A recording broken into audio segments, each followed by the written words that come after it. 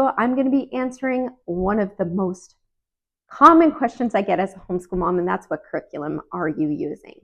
So this might be a two-part video, maybe even three, because there is so much to go into as far as curriculum. So I just wanted to kind of let you know what my thought process was when I was choosing a curriculum.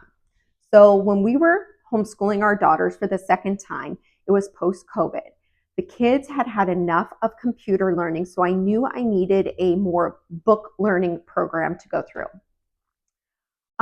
With all of the research, which was mind-blowing, just very confusing, not knowing what to pick because there are so many different routes to go through for homeschool.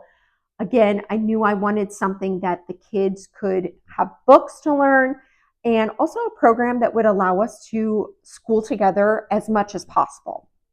So I came across The Good and the Beautiful, and their books just looked so amazing. They're just so well done, very pretty, very eye-capturing, attention-capturing, if you will. And so I started to research more on The Good and the Beautiful. It is a non-accredited program, so you have to figure out if you want to choose an accredited or non-accredited. As far as my state in Washington, it doesn't matter which way you go for that. So I chose The Good and the Beautiful for a few reasons. So first off, not that I had to worry about their accreditations. I love the books, and they're just the artwork is just so fun to look at. I also love that everything was put together for you. So again, I had 3 daughters, and I did not want to have to put together the curriculum. That was one big thing for me. So I simply went online. I went to their grade level. I went ahead and ordered the curriculum for the whole year.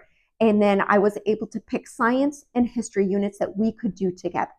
So our mornings kind of looked like we started in the morning, we did Bible time together, we did the science and history together, and then after that we separated. So I would help the youngest with math while my middle child did her reading, and the oldest tried to do as much as she could. And then as we kind of moved around the day, I would just float around and help each other, whoever needed help for that day. So it was just so easy. Some mornings they have videos to watch, some mornings they don't, and just very well done. The days just seemed as seamless as possible for homeschool. One thing that you will find is there is no one to really help if you have any questions, if you have any further questions on your videos. So you're going to help your kiddos outsource. So you're going to have to go through YouTube, maybe find a different math video. We follow this math teacher called Math with Mr. J on YouTube, and he is very helpful. So sometimes you just kind of have to watch other videos, and with math there are so many different strategies of teaching, so you'll just have to find that one that clicks with you so you can understand what to do from there. But we haven't had too many problems with it, and it's just been a really great experience.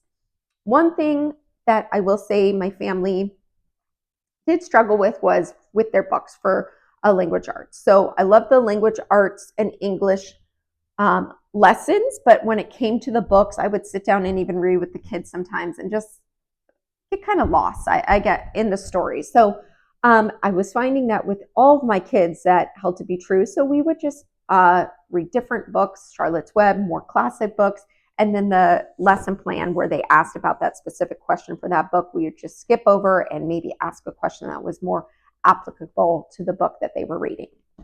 So you can really make your day work for you. That is the beauty of homeschool. You do not need to be too rigid about it.